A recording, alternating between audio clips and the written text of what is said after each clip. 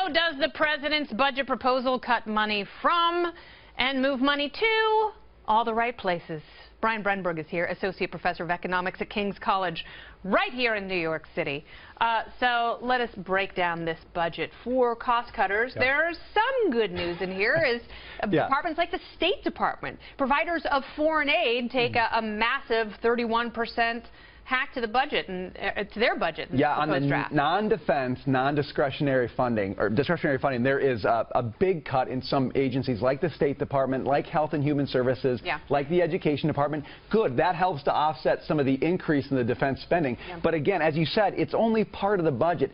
70% of the federal budget is not in play in this budget that the president has proposed. So that means that 90% of the spending increases over the next 10 years we're not doing anything about. That's a problem. That's why this budget is really only a budget in the loosest sense of that term.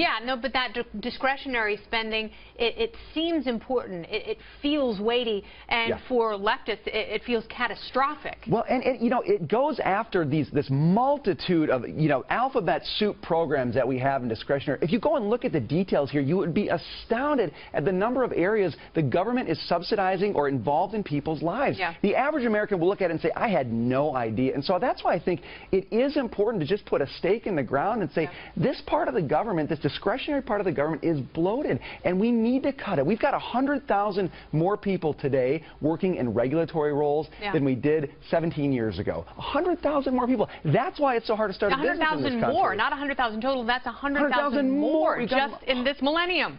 Just in this millennium. And see, that's what's crushing the economy. That's what's making it hard to start a business. And if you really want to help poor people, it's not government programs that are going to do it. It's getting rid of the bureaucracy so that businesses can start, can grow and invest and hire people. And I guess that's the ultimate hope, that some of this cutting, getting government out of the way, actually does spur real practical economic growth. So what do you think the budget gets right? I think it does a nice job of offsetting the defense increases. Now, you can argue whether you want to have the defense increases or not, but at least it's neutral on that account.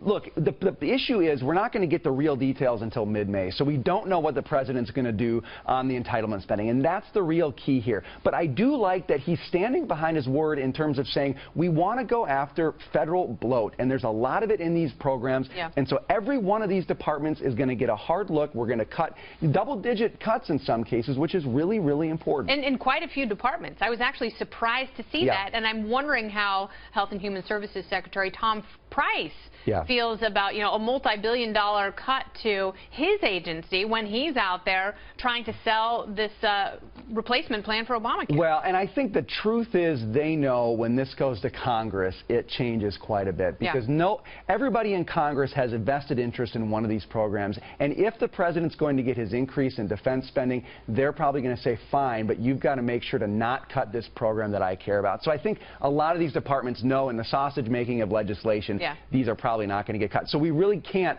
the final word can't be said until we see what actually happens. So these are negotiating points. Do you think that the National Endowment for the Arts and Humanities, do you think those make it out alive? Those are on the chopping block all the time with Republicans.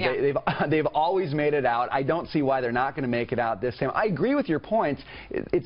Why are we funding these things at the federal level? I agree. Actually, we could do a better job in these areas by not getting the government involved. That said, I think the likelihood is good that they're going to stick around. It's arbitrary picks winners, and it hurts the arts. We'll see if the president can survive the pain of a massive budget negotiation, which certainly lies ahead. Thanks so much, Brian. You bet.